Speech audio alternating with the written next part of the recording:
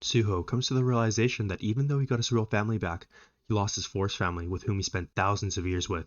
He probably will never see them again. He checks the report and sees that both his mom and dad died on the day of the catastrophe, which only leaves his brother Junho alive. He immediately jumps out of bed and rushes to meet the doctor. Suho then asks the doctor for a favor, to which the doctor replies, "How can he help?" He then tells the doctor that his little brother is still alive and that he immediately needs to meet with him. The doctor tries to calm him down because he isn't ready to integrate back into society. After all, it's only been 2 weeks since his return. But Suho was in no mood to take advice. He replies in a harsh tone to the doctor he isn't asking for permission. The doctor, deciding not to annoy him anymore, agrees to help, but only under one condition. Later, we see Suho in a taxi, ready to leave the hospital. Dr. Baldi warns the taxi driver about Suho's condition. The doctor and nurse watch Suho leave, and once he's left, the nurse asks the doctor for the reason for his generosity. After all, the doctor paid for all of his medical bills, bought him new clothes, and even hired a taxi for him. What was the reason? The doctor tells her that Suho may be an F rank, which the government doesn't care about, but his story is far more interesting than any story he's ever heard before. The doctor still wants to hear his story and know more about his experiences and adventures in that mysterious world. When they go back to the doctor's room, he asks the nurse to repair the broken door handle.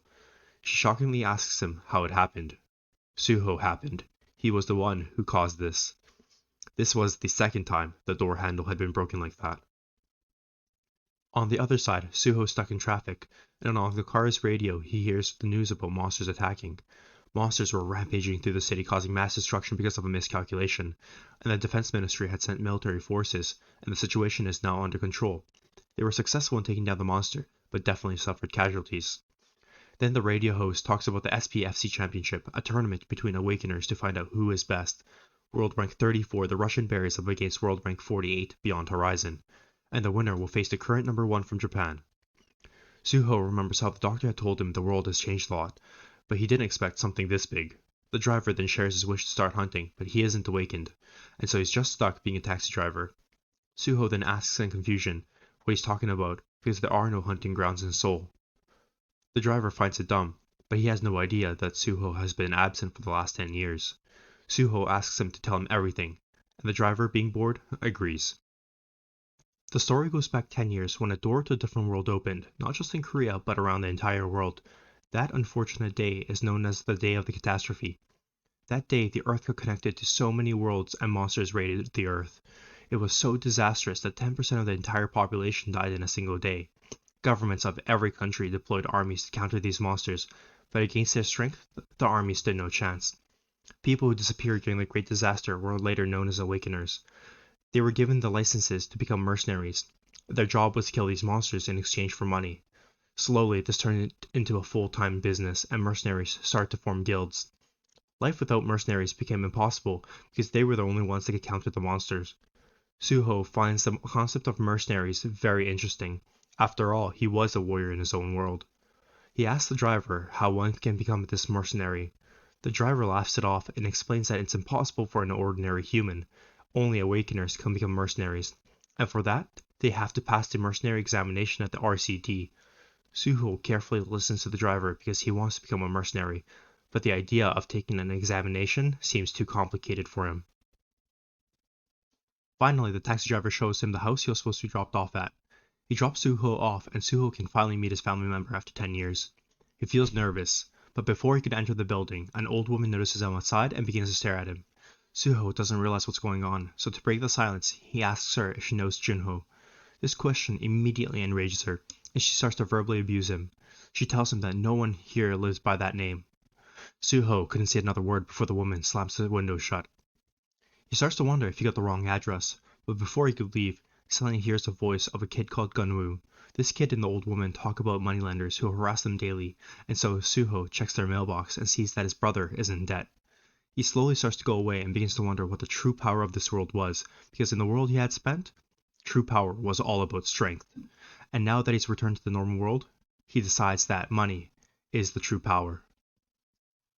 Eager to make money, Suho goes to the RCD. Upon arrival, Suho's application gets rejected because he doesn't match the requirements. Hiro objects, how can this be possible? He's an F rank that returned to Earth 2 weeks ago. The reason why Suho can't take the exam is because he's 4 Awakener points short. The receptionist explains to him that most people die when the portal opens, and they just can't let anyone become a hunter. She suggests that he would join the Awakener school or increase his points out in the field, but until then, he can't take the examination. She tells him to come back when he's awakened.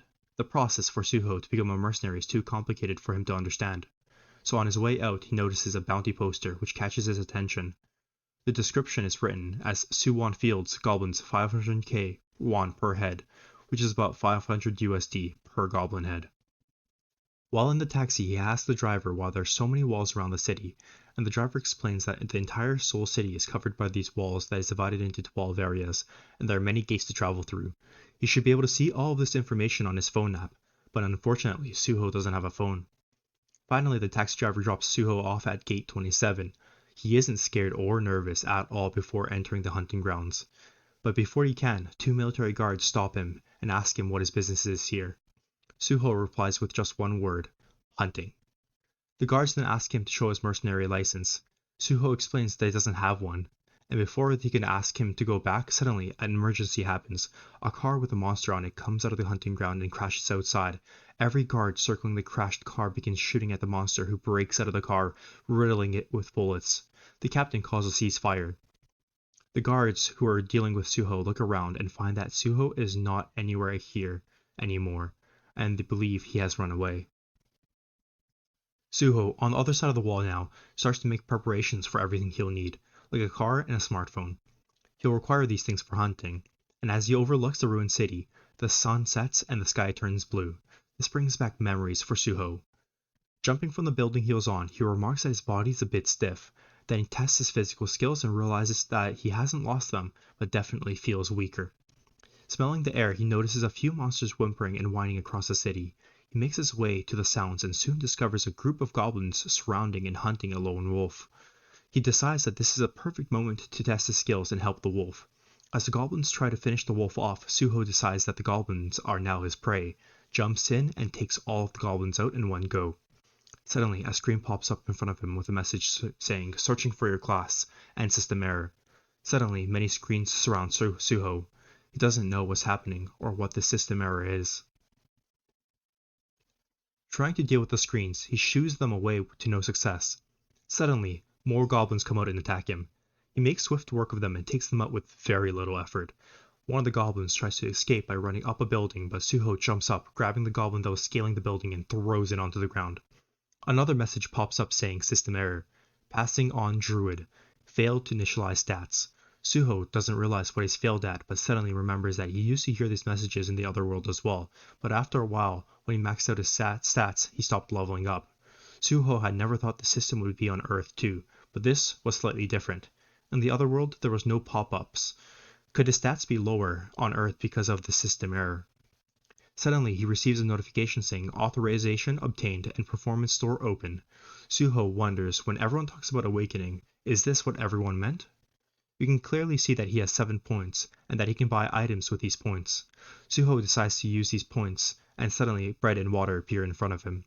Then he notices the dog he just saved, but it's dying. Its pup is licking its dying parent, but it's pointless. He feels pity for the dying dog, and communicating with it, the dog asks him to take care of its puppy. Suho looks into the innocent eyes of the pup, whose mother just died, and decides to take it in as his companion, giving the bread he just purchased. Maybe this was fate. Suho then looks around and sees that he's killed a total of 7 goblins. Night passes and morning comes, and Suho and the puppy pay their final tribute. At gate 27, everyone is waiting for it to open, and suddenly Suho arrives with all of the monsters he had killed. Everyone is wondering how he hunted all of those on his own. That same guards who were doubting his capabilities are now in shock. Suho then goes to the counter to receive his money for the bounty. He receives money for killing goblins and collecting bloodstones. When he asks what the bloodstones were, she explains that there were crystals that could be found in monsters' hearts that have stored energy. He receives $2,100 in cash because he doesn't have an account yet, and the receptionist also suggests that he gets registered. Suho finds his method profitable and can now easily make money doing what he's best at, hunting. Later on, we see a storekeeper and a man talking to the shop owner about his new job as a truck driver.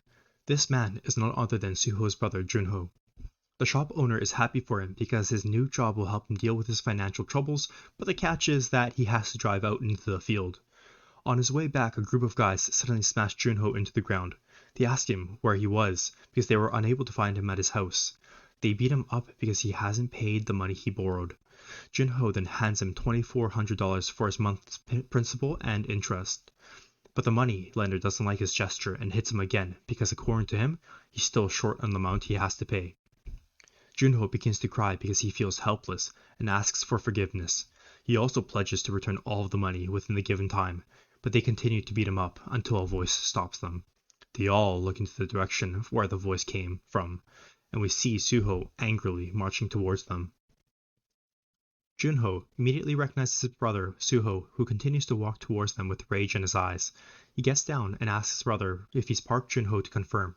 Then we see a flashback before the Great Disaster. Even in the flashback story, things weren't different. Some people were beating up Junho after school, helpless like always, but he suddenly sees his brother nearby, so he calls out for help. But surprisingly, Suho doesn't even react. He doesn't even look back when Junho cries for help, and in that moment, Junho realizes how useless his brother really is. On the day of the Great Disaster, Junho was watching TV when suddenly emergency news was broadcasted about a giant explosion. He realizes that his brother isn't home yet, and the doorbell rings, so he rushes to the door, but it's his aunt and uncle. They feel a little bit better when they discover Junho is home, and tell Junho that he can't get a hold of his parents, and that he needs to evacuate immediately. But suddenly, a giant explosion destroys their building.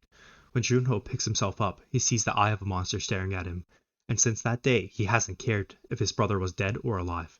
They never really had a good relationship anyways. Now we turn back to the present, when Junho is still in shock after seeing his brother. Suho calmly jokes about how he's aged, and even though he's his younger brother, he looks older.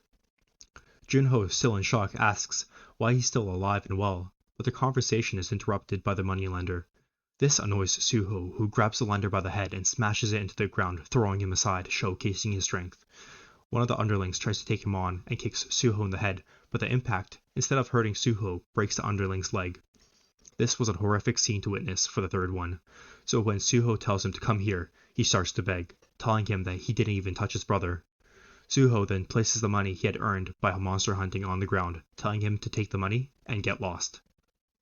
When they arrive at Junho's apartment, Suho meets the same granny who really told him to go away, but this time her attitude's different.